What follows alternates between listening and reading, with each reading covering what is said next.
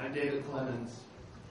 On behalf of the Guest Authors Committee, welcome to MPC and tonight's reading by Donald Hall. Please join me in thanking the MPC Foundation and the Monterey Herald for their support of literature. Special thanks also to CTV McGraw-Hill for the generous grant that made this reading possible. Please take this moment to turn off your cell phones and other electronic devices. No photographs for the younger members of the audience. No texting, please. No tweeting, and no Facebook. After the reading, we will have a short question and answer session. Then, if you will line up along the wall to my right, Mr. Hall will sign books which are available for purchase in the lobby. I especially recommend, you may have looked at them on the way in, I especially recommend Don's most recent poetry collection, White Apples and the Taste of Stone, because it includes a CD of him reading 38 of his poems. For those of you new to poetry readings, it is customary to save your applause for the conclusion rather than applauding after each poem, although sighs and murmurs are always welcome. Donald Hall is a towering presence in American literature. MPC President Doug Garrison describes Hall simply as a giant.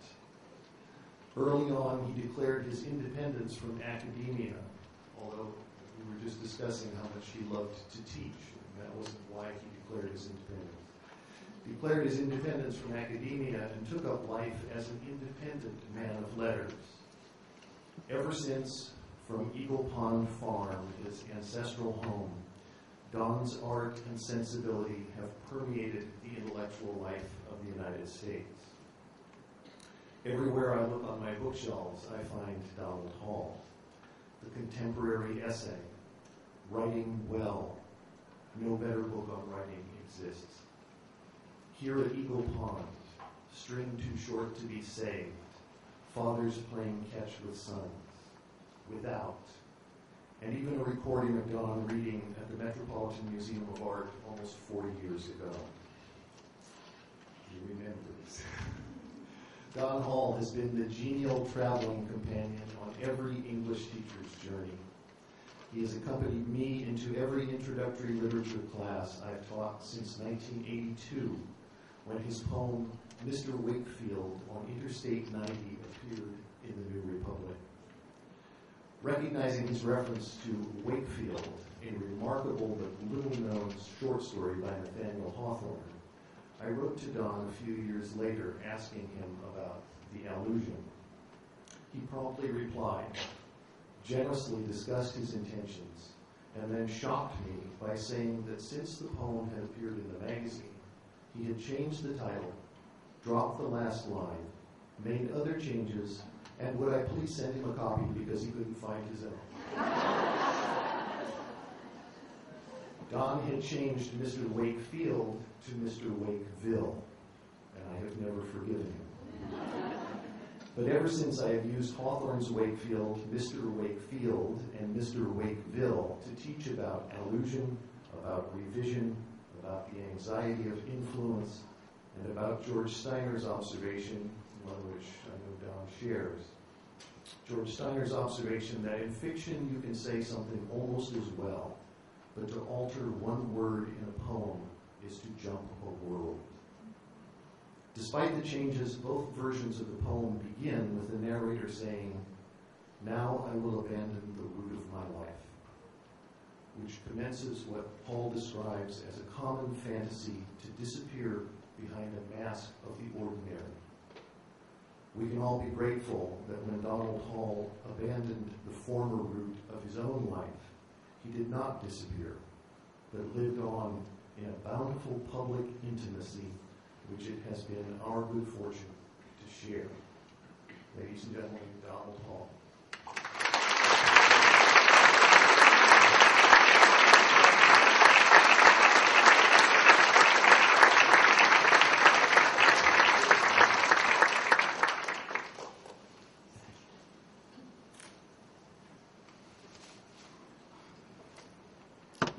Thank you, David.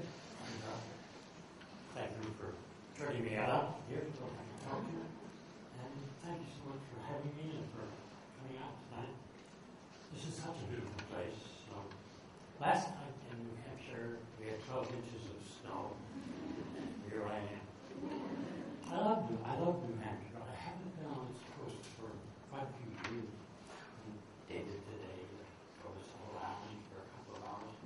It's so gorgeous. Congratulations. You're used to it. I'm not. I'd like to begin actually by reading a new poem. It's something I began last autumn, and that's a new poem for me because usually I have to keep them around for a year or two before I'll read them aloud. And maybe I'll regret this a year from now. And read you a poem called Pieces. Now I am 80 years old and sit in my chair watching unpainted boards of the barn turn gold when late autumn sun rubs against them. The same barn I walked to as a boy, to sit on a three-legged stool beside my grandfather while he milked his 7 Holsteins and spoke pieces he learned for school. Lawyer Blue, the bearded hen, an orphan lad from Boston. He recited a version of Casey at the Bat, where Casey hits a home run, because my grandfather couldn't bear to say that Casey had struck out. If he saw me now, he would need to turn away. That was 2008. I'm going to go back now to 1955.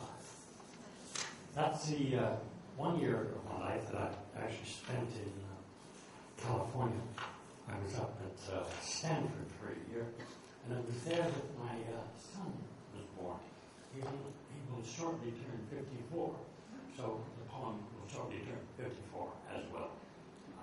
It's called My Son, My Executioner.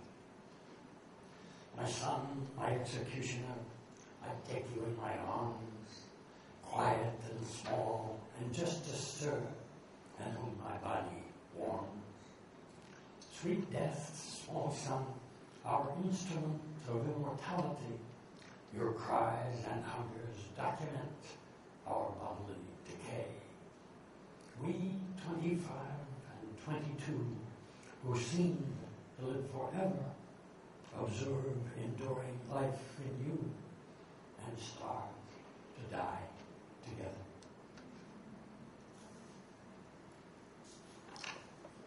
There's a poem a little later, but not halfway moving, which is called The Man in the Dead Machine. There's the name of an aircraft in the second line, the Grumman Hellcat, which was a fighter plane that flew off aircraft carriers in the Pacific, especially. And I remember one day I was driving on an interstate in the east at a depressing time of my life, and I suddenly had an image. Very few of my poems have begun with a visual image, an image of words, sure. But I saw an airplane crashed in the jungle, vines growing over it. And then I sort of zoomed down and saw a skeleton in the carpet. I thought immediately, that's how I feel. That's me. I pulled over to the side of the road, emergency only, and wrote down some prose lines about what I'd seen. It took me about a year to begin to write it because it scared me. This is The Man in the Dead Machine. High on a slope in New Guinea, the Grumman Hellcat lodges on bright vines as thick as arms. In 1943, the clenched hand of a pilot glided here, where no one has ever been. In the carpet, the helmeted skeleton sits upright, held by dry sinews at neck and shoulder, and by webbing that straps the pelvic cross to the cracked leather of the seat, and the breastbone to the canvas cover of the parachute. Or say to the shrapnel, listen, I flew back to the carrier and every morning take the train, my pale hands on a black case, and sit upright, held by the firm webbing. David noted that I changed things after I published it. And I changed several things in this poem, but there was a time when I read it aloud every poetry reading I ever did.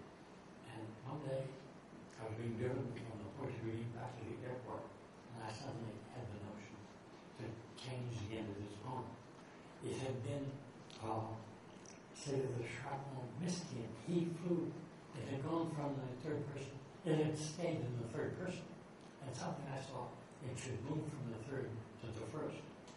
I tried it out on my friends who liked the poem because I know you can be wrong and you change something up. But they don't like it. And then I remembered that that's how it came to me. I had the image first and then knew that was how it felt. And it took me 10 years to get it right. At least 10 years.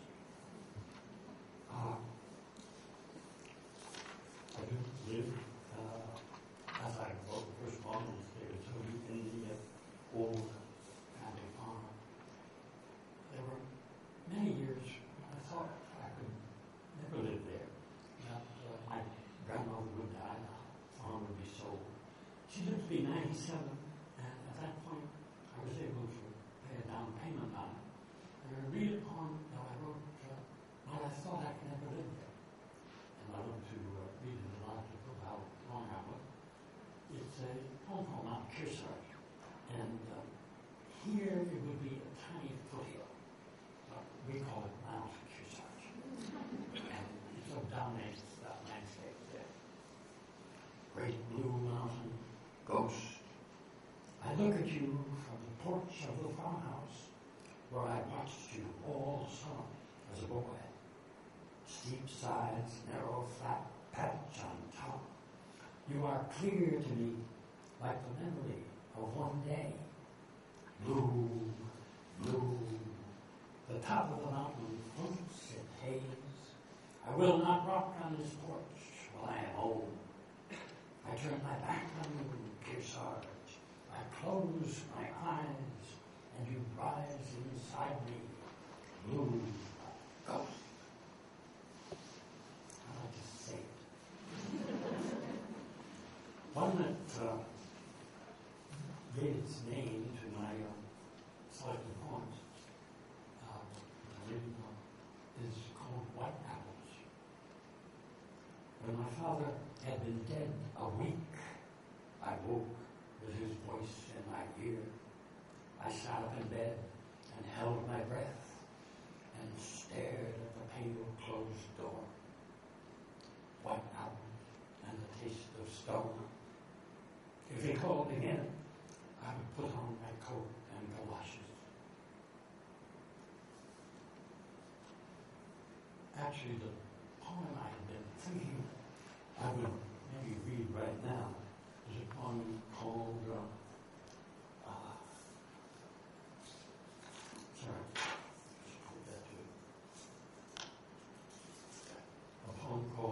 Mr. Whitfield on Interstate 90.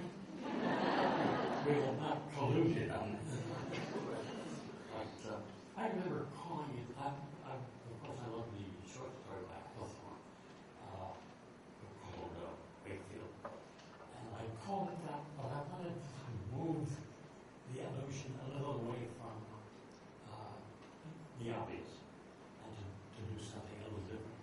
So that people who knew Hawthorne's story might see where I sort of got my idea, but they didn't have it. It wasn't part of the meaning of the point of a particular story. There was a short story in the New Yorker just a couple of years ago by, it was called actually Wakefield, and it was a modern Wakefield. I'll just I know this Edgar Doctorow, E.L. Doctorow, wrote the story. That was very good, but very close to Hawthorne's story, except that everything was different because it was set in 2007. And I talked about Mr. Wakefield on Interstate